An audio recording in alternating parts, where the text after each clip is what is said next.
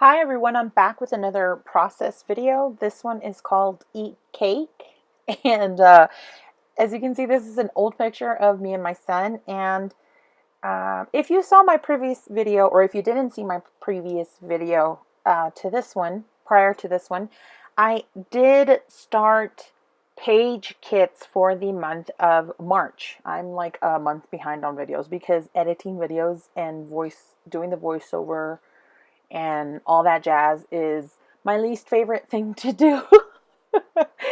So here I'm showing you all the products again, just really fast. If you want to know more about this process and why I gathered things, there is a previous video to this one, and it's showing you page kit 1 for the month of March.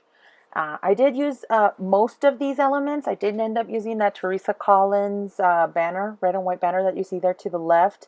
I didn't use the Chamel cork stickers, but I was fairly surprised that I did end up using most of the stuff that I did pull out for this page kit, which makes me really happy because that was kind of the set intention, is to use up some of the older products and some of the packaging or packages that were nearly done, 1 or 2 stickers left over, yada yada.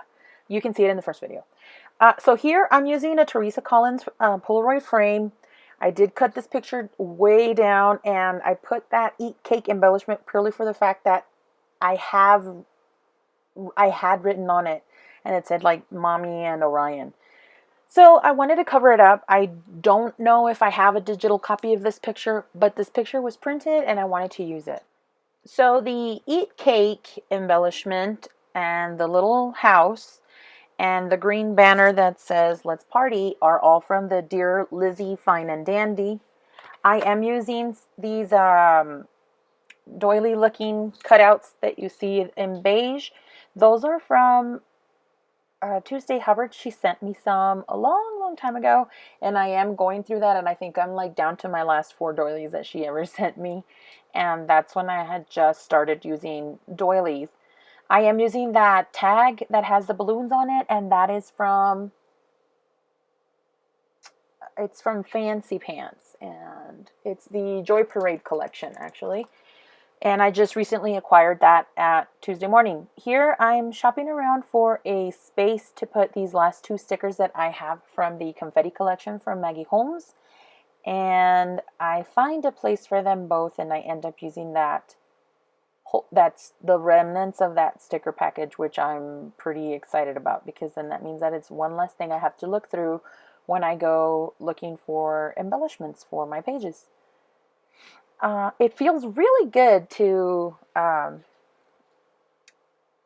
it's very satisfactory to finish up a sticker page or a paper pad or something like that. And it's very encouraging, I've found, throughout this month to actually use up some stuff. So the cupcake and that Hooray rosette both come from the same sticker sheet set. That's a mouthful. And so let's see here. I'm still looking for a place, and I hope that this editing isn't too bad. What I did is I had about, I don't know, maybe an hour's worth of video, which means that this layout came together quickly, for my standards, because usually I'm like a 2-hour page scrapbooker. So to have like 49 minutes of just video of me putting together this scrapbook page really helps determine the fact that me putting, or solidifies the intention that creating these page kits ahead of time and just having the actual time that I sit to scrapbook go faster, at least for me. I hope that that sentence made sense. I did use, and I'm kind of excited that I was able to use these Project Life cards that you see on opposite ends of the picture, or the center, group of the whole layout. And it was one of those impulse buys that I had right at the beginning of the whole Project Life craze, and I said, I'm going to jump on board. And I've never done Project Life the way it's intended, but I do occasional pocket pages, or I use pocket pages and the cards when I have a lot of photos to put in a page.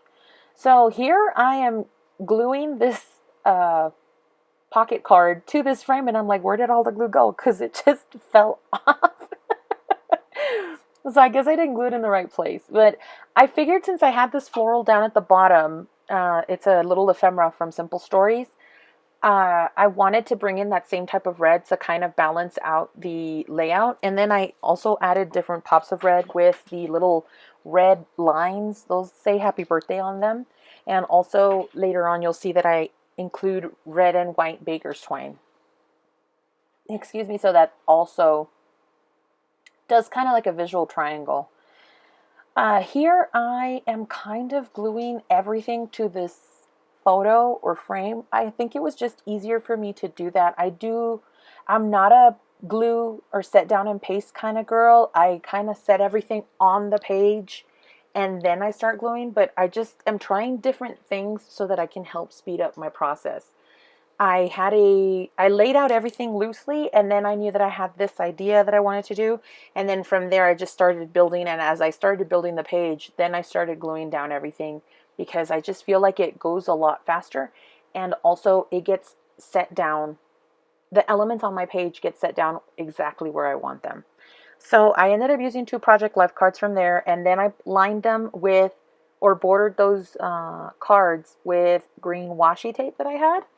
And I'm trying to incorporate things that I usually don't think about. And so having them where I can see them visually really helps me. I do add this number 1 because this was Orion's first birthday. I glued down these blue burlap looking or canvas looking florals on top of those doilies to kind of not let them be so transparent and get lost in the pattern paper behind them. So I really like that it helps kind of stand out a little bit more. It brings your attention to those florals as well. And it kind of hugs the photograph, which I really like to do. Sometimes I like to put elements really close to my photo, and then I wish I could learn to not do that and also leave it spaced out. So here I was looking for different elements, and I feel like I'm kind of done with the layout. But then I decide that I point to the little cupcake, and it has little glitter, gold dots of gold stars of glitter, and I realize that I don't have it anywhere else on my page. So I pull out this one washi tape, but it doesn't really match up, and I change it for a different type. And what I did is I lined my edges of the top and the bottom of my layout where I have the scallop punch, and I put it underneath that to where the end of the glitter washi strip touches the top of the scallop. And that's the end of my layout. You can see the glitter there. It's very minimal, and I didn't want to have it overpowering the whole page. And these are the close-ups and one more look at the page. Thanks for watching, and we'll see you in the next video. Bye!